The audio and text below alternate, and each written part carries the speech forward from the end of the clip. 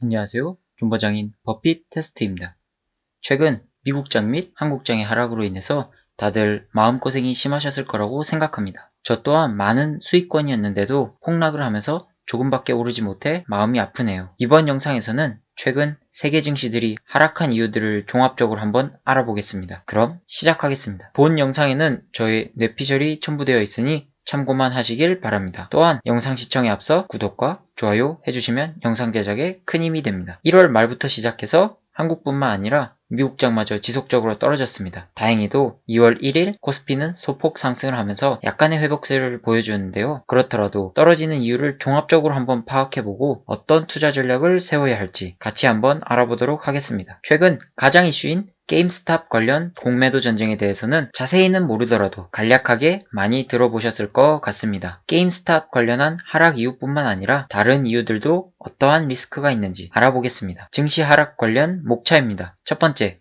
게임스탑 관련 하락 이유. 두 번째, 중국 유동성 축소. 세 번째, 기타 하락 이유들. 마지막으로 투자 전략입니다. 게임스탑 관련 내용을 알아보기에 앞서서 간략하게 공매도의 개념에 대해 알아보아야 합니다. 공매도란 한마디로 없는 것을 판다는 말입니다. 이 말이 참 애매한데요. 그렇기 때문에 앨런 머스크나 여러 개미 투자자들이 분노하는 상황입니다. 기관이나 외국인들이 주식을 빌려서 매도하고 주가가 하락하면 그때 매수하여 상환해서 갚으면 그만큼의 차익을 얻는 게 공매도입니다. 공매도에는 순기능도 있고 역기능도 있지만 보통 개미들한테는 의도적으로 주가를 내려버리니 역기능이 많습니다. 이번 사태에서 주목해야 할 점은 위험성 부분에 무한한 손실을 볼 수 있다는 점입니다. GME, 게임스탑 공매도 전쟁의 간략한 배경에 대해서 설명드리겠습니다. 최근 몇 달러밖에 하지 않던 게임스탑의 주가가 벌써 300에서 500불까지도 터치하는 등 엄청난 주가 상승세를 보여주어서 모두의 관심을 받고 있는데요. 게임스탑은 플레이스테이션 5나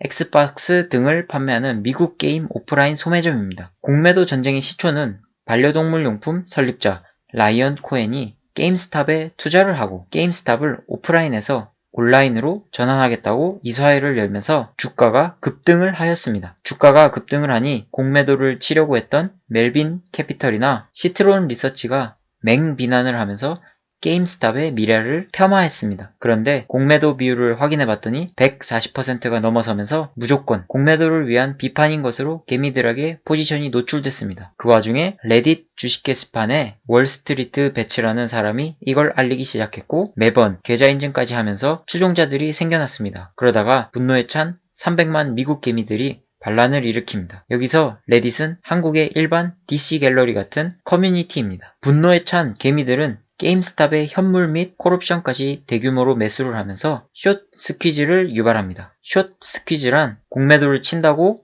빌려서 매도를 했는데 매수세가 급증을 하여 주가가 급등을 해서 기관 투자자들이 높은 가격에 매수를 할 수밖에 없는 현상인데 가지고 있던 포지션을 강제로 청산당하고 개미들이 물량을 계속 쥐고 안 놔준다면 무한하게 손실이 생길 수도 있습니다. 결국 기관 투자자의 손실이 수십조 원에 달하자 증권 어플 로빈후드에서 매수 금지 조치를 하였고 개미들은 자유민주주의인 미국에서 매수 금지 조치를 할 수 있냐며 분노를 참지 못하고 2에서 3차 대전을 계속해서 펼치고 있습니다. 하루에도 60에서 70% 넘게 왔다리 갔다리 하는 모습을 보여주고 있는데요. 어서 빨리 사태가 마무리되고 증시가 조금 안정적으로 돌아왔으면 좋겠습니다. 게임스탑 사태를 간단하게 세 줄 요약하겠습니다. 첫 번째, 헤지펀드 공매도 탑 종목으로 포지션이 노출되게 됩니다. 두 번째로 개미들이 분노를 하여 현물 및 콜옵션을 풀매수를 하며 물량을 다 가져가 버립니다. 마지막으로 헤지펀드는 대규모 손실을 막기 위해서 가지고 있던 다른 주식 현물 포지션을 매도합니다. 아마 최근 흐름이 좋은 이머징 마켓 중 한국과 중국 증시에서 매도했을 확률이 높습니다. 하지만 제가 생각한 하락 이유는 아시아 증시 매도도 있지만 사실 이 정도로 코스피가 3%씩 빠지기에는 부족한 부분이 있습니다. 아마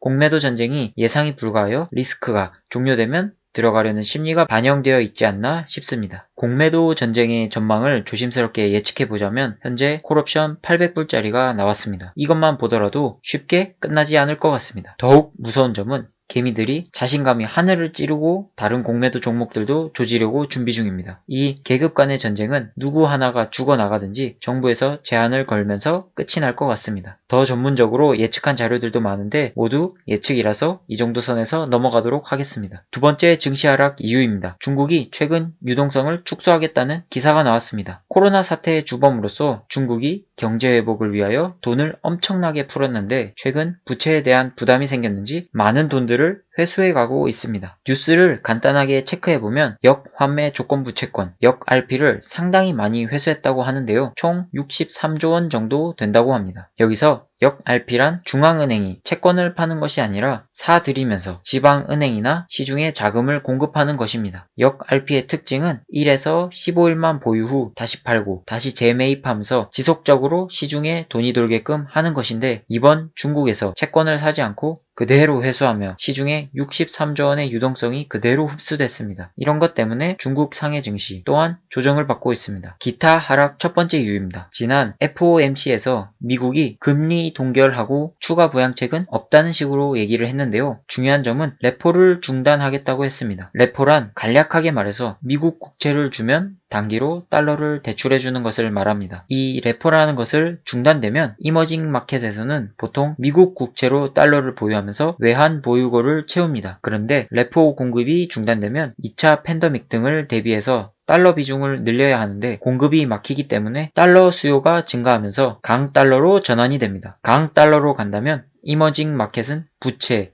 이자 상환 등으로 압박을 받고 자본이 자연스럽게 미국으로 회귀하며 이머징 주가는 하락합니다. 이렇게 되면 환율이 오르고 외국인이 또 빠져나옵니다. 그렇기 때문에 지금은 원달러 환율이 낮을 때 환전해두었던 현금으로 미국 주식을 더욱 매수해야 할 시점이라고 생각합니다. 기타 하락 두 번째 이유입니다. MSCI 리밸런싱 리스크가 있습니다. 공매도 금지가 연장된다면 1년 넘게 금지되면서 세계에는 몇 없는 공매도 금지 국가가 됩니다. 그런데 공매도 금지 상시 국가로 분류된다면 투자 환경에서 낮은 점수를 받으며 한국 투자 비중이 축소될 가능성이 있습니다. MSCI 포트에서 1%만 축소되더라도 많은 매도 물량이 나올 수 있기 때문에 미리 차익 실현을 나서는 모습으로도 보입니다. 기타 하락 이유 세 번째입니다. 세계 각국에 코로나 3차 팬데믹이 오면서 화이자나 모더나, 아스트로카제네카 등등 여러 백신 제약 회사에서 공급할 수 있는 물량이 모자랍니다. 뿐만 아니라 최근 존슨앤존슨에서 발표한 예방 효과 수치가 시장 기대치보다 많이 낮은 66%가 나왔고 영국, 브라질 등 각국에서 나오고 있는 변종 바이러스에 대한 정보도 많이 없기에 더욱 투자하기에 리스키한 상황이 연출되고 있습니다. 기타 하락 네 번째 이유입니다. 한국 증시를 보면 꾸준하게 외인, 기관, 연기금이 매도를 하고 있습니다. 이것은 차익 실현 물량도 있지만 기관의 경우 개미들이 신뢰를 하지 못하면서 환매 행진이 이어지고 있습니다. 그렇기에 기관 또한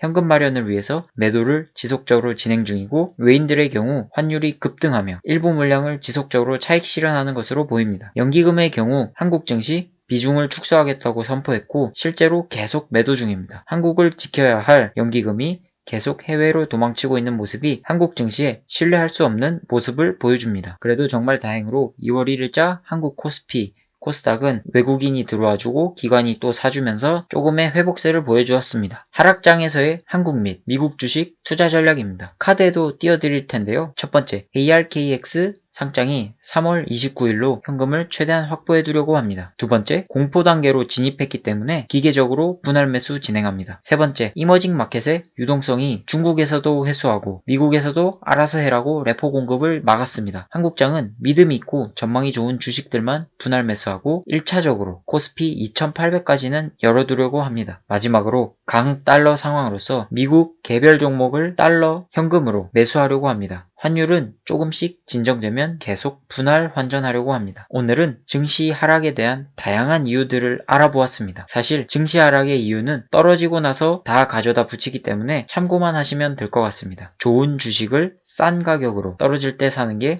투자 아니겠습니까? 영상을 마치기 전에 명언 하나 같이 공유하면서 멘탈을 잡아보겠습니다. 주식을 사라. 그리고 수면제를 먹고 자라. 10년 뒤에 깨어나면 부자가 되어 있을 것이다. 투자 대가들의 수면매매법을 명심하며 일희일비하지 말길 바랍니다. 오늘도 페이스메이커로서 도움이 되셨다면 구독과 좋아요 부탁드립니다. 그럼 다음 영상에서 만나요. 안녕.